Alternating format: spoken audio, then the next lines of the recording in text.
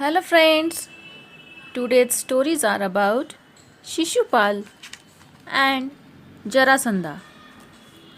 Lord Krishna's five cousins, the Pandavas, had a kingdom named Indraprastha. The eldest of them, Yudhishthir, wanted to perform the Rajasuya Yajna. He went to Lord Krishna and said, "For the Rajasuya Yajna, a king has to be declared an emperor, and all the surrounding kingdoms have to recognize him as their overlord. I have no choice but to defeat Jarasandha and obtain the title of emperor. Please help me, Krishna." Lord Krishna said, "Send Bhim and Arjun to Magadha, dressed up like the Brahmins. They should challenge Jarasandha for a wrestling bout." Thus Bhim and Arjun reached Magad. When they challenged Jarasandha, he did not believe them to be the Brahmins as they had well built physique. "Who are you?" he yelled at them. Much to Jarasandha's shock, Lord Krishna also came. "Pick an appointment, Jarasandha. "We have come to fight you," said Lord Krishna, and he revealed Bhim's and Arjun's identities. Bhim and Arjun challenged Jarasandha as per Lord Krishna's instructions. But Jarasandha said, "Krishna, I will not fight you as you are a coward. You don't even match my dignity and status. I refuse to fight Arjun as he is too young, but I will surely fight with Bhim as he seems to be a worthy opponent." Jarasandha offered Bhim a large club and went out of the city. When Bhim's and Jarasandha's clubs struck together, it sounded like thunderbolts in a storm. After their clubs were broken, the two angrily hit each other with iron hard fists.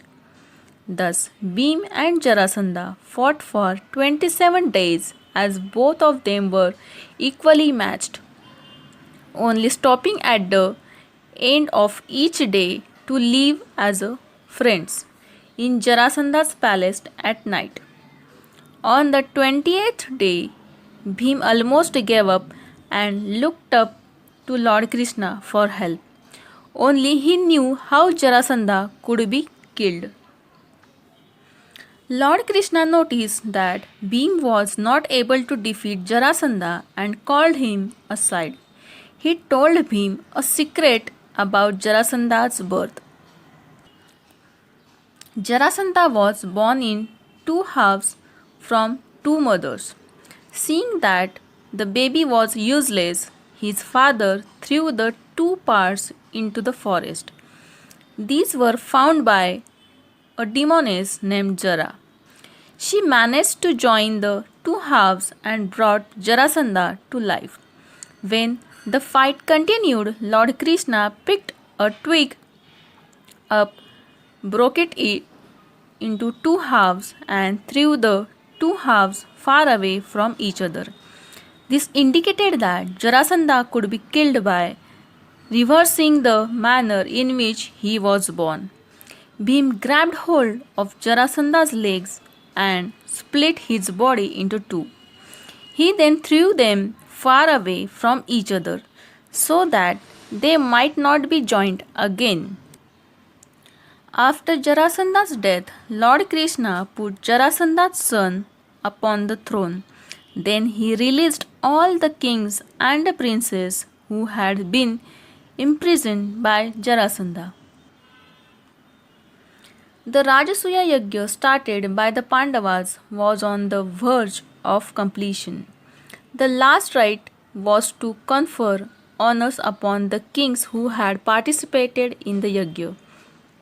Before starting this, it was customary to worship the best participant according to the manner prescribed in the religious scriptures. Yudhishthir decided to consult all the kings present there.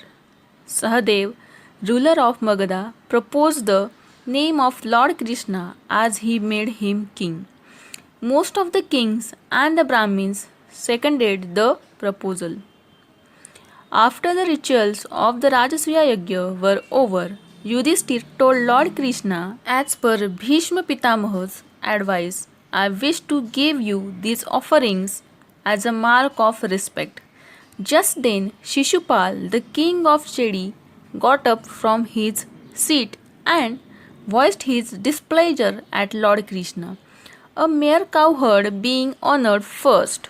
Shishupal had an old grudge against Lord Krishna because he had married Rukmini, whom he wanted to marry. He went on calling Lord Krishna names and insulting him. Shishupal opposed the worship of Lord Krishna as the best participant in the Rajasviya Yajna. He used disgraceful words for him, suggesting that either Bhishma Pitamaha or Guru Dronacharya should be the candidates for worship. But these two elderly participants had already supported Lord Krishna's candidature. The fight over the choice of the rightful candidate for worship was not coming to an end as Shishupal and his supporters were dead against the worship of Lord Krishna. The Pandavas were furious at Shishupal's behavior and threatened him to stop fighting. But Lord Krishna stopped them and said, Shishupal, he is my cousin, the son of my father's sister, Satyavati. I would have killed him, but his mother had requested me to pardon him. I won't say or do anything until he had used at least 100 disgraceful terms for me. Now I warn him to come to the right path. But this did not stop Shishupal from insulting Lord Krishna.